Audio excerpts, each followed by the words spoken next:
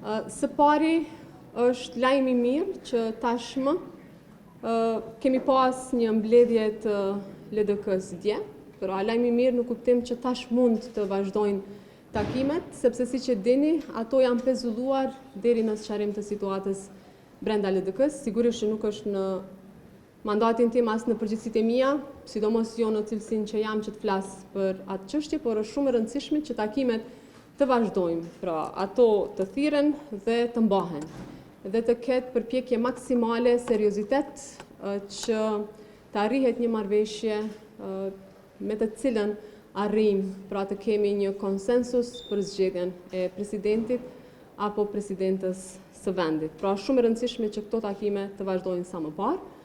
Se kush do të jetë kryetar apo kryetare e kuvendit ende nuk është caktuar. Mund të më pyesësh për deklaratën e ministrit Konjufca, sepse po e shoh që po dëshiron me adresu si pyetje shtesë.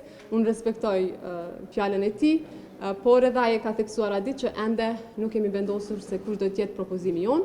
Prandaj jam shumë e bindur që nëse jo gjatë këtyre ditëve, në prag të qashgushtit do të dihet se kush do të jetë propozimi I vetëvendosjes, pra I takon vetëm lëvizjes vetëvendosjes që të bëj propozimin se kush do të jetë kryetari apo kryetaria e kuvendit.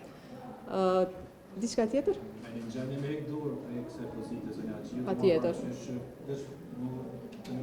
Patjetër që po. Patjetër që po, pra unë thash që I takon lëvizjes vetëvendosjes se kush është propozimi për kryetar apo kryetare të kuvendit.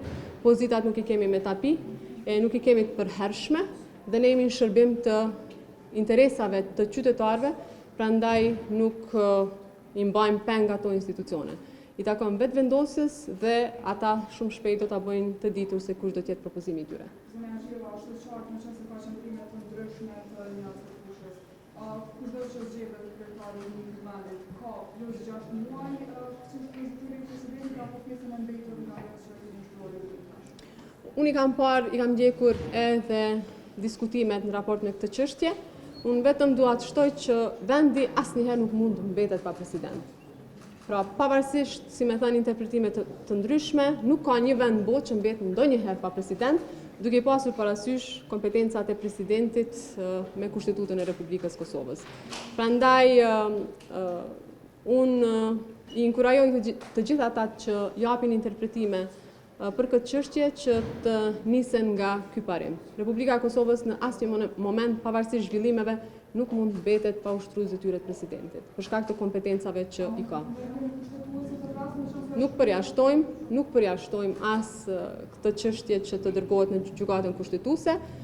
Gjykata kushtetuese është autoriteti I fundit natyrisht që bën interpretime kushtetuese. Nëse do të kemi situata të tilla, sigurisht edhe pres që ata të cilët kanë të drejtë me kushtetut ta dërgojnë në gjykatën kushtetuese.